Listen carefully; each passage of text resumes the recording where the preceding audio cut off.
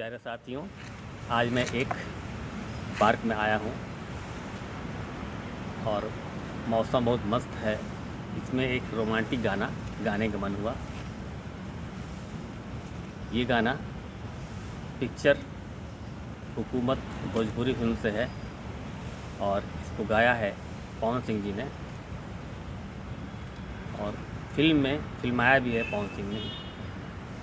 ये सुनिए और गाने का आनंद लीजिए और रोमांस में डूब जाइए।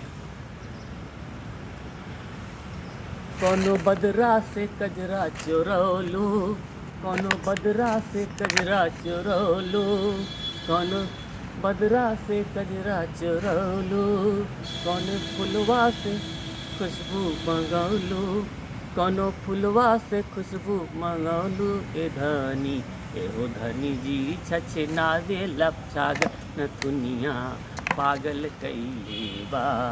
एहो धनी जी छछनावे लछाग नथुनिया पागल कइले बा, नथुनिया पागल कइले बा। एहो धनी जी छछनावे लछाग नथुनिया पागल कइले बा।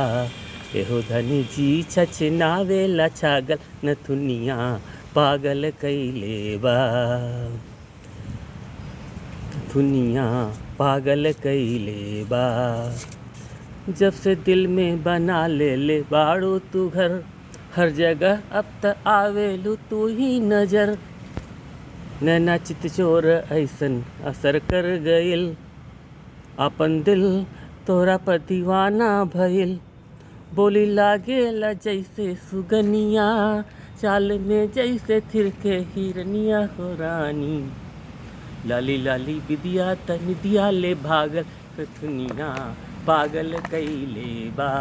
लाली लाली बिदिया त निदिया ले भागल नथुनिया पागल कइले बा, नथुनिया पागल कइले बा, नथुनिया पागल कइले बा। हर धनी जी छछनावे लछागल नथुनिया पागल कइले बा, नथुनिया पागल कइले बा, नथुनिया पागल कइले बा। एहो धनी जी छछनावे लछागल नथुनिया पागल कइले बा।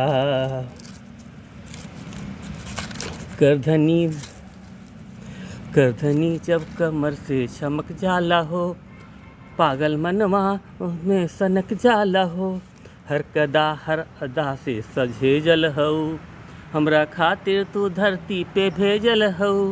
ई इमारत के भगवान गढ़ले, कोनो कोर कसर नहीं छोड़ना ए रानी, कोनो कोर कसर नहीं छोड़ना ए रानी।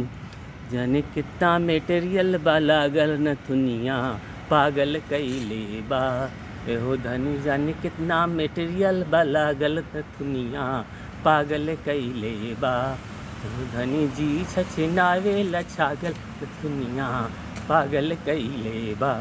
एहो धनी जी छछनावे लछागल नथुनिया पागल कइले बा, नथुनिया पागल कइले बा, नथुनिया पागल कइले बा, नथुनिया पागल कइले बा। थैंक्स।